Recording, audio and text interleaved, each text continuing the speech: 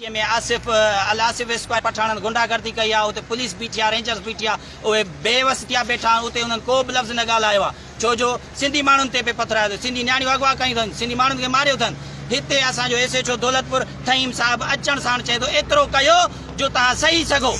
अड़े तूं त वंगार पियो आहीं पोइ या तूं दलाल आहीं उन्हनि जो पठाणनि जो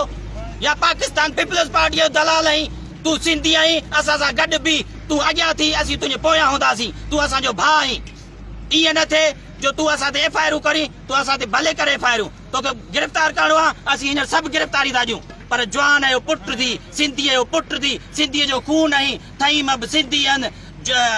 ॼामनि समाट आहिनि तूं समाट आहीं सिंधी माण्हू थी असां हिते कंहिं बि माण्हूअ खे पुरअमन वेठा आहियूं हिते तूं 50 माण्हू आहे 50 गाॾियूं बीठियूं आहिनि कंहिंखां पुछ कंहिंखे असां कुझु हथु लाथो आहे ऐं तूं अचण साण असांखे धमकी थो ॾी एतिरो कयो जो सौ छा कंदे तूं 5 FIR कंदे न पहिरें बि असां ते 5 FIR हुयूं ATC जूं हुयूं हींअर बि तो कल्ह दादागिरी करे 5 मोबाइलूं करे अली बख्श मल्लाह खे जेको आहे हिकिड़े आम माण्हूअ खे जेको आहे तूं गिरफ़्तार करे हुन ते FIR कराई अथई सकरनि में वञी पीपल्स पार्टी जी वंगार वहंदी असीं सिंध जा वारिस आहियूं तूं बि सिंध जो वारिस आहीं तूं बि सिंधी आहीं सिंधी थी त असांजो भाउ आहीं न त असांजे लाशनि तां तोखे गुज़रणो पवंदो ईअं असीं तोखे हितां हलण बि कोन ॾींदासीं न ई हितां खां गाॾी हलण ॾींदासीं पुरअमन आहियूं पुरअमन रहंदासीं असांजे पुरअमन एहतजाज ते SHO दौलतपुर अचे असांखे धमकियूं थो ॾे तव्हां एतिरो कयो जेतिरो सही सघो असां हाणे छा कयो आहे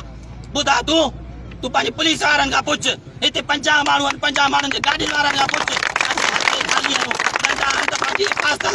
कंहिं बि टच कयो हुजे बस वारे खे कंहिं बि जेको कार वारे खे टच कयो हुजे असांजो सिर्फ़ु पठाण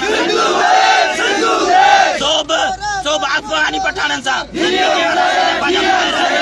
अफ़गानी पठाण बंगाली बहारी बर्मी जेके बि अचनि साथारी आहियो ख़ुदा रा सिंधी साथ ॾियो असीं तव्हांजे चवण ते हलंदासीं।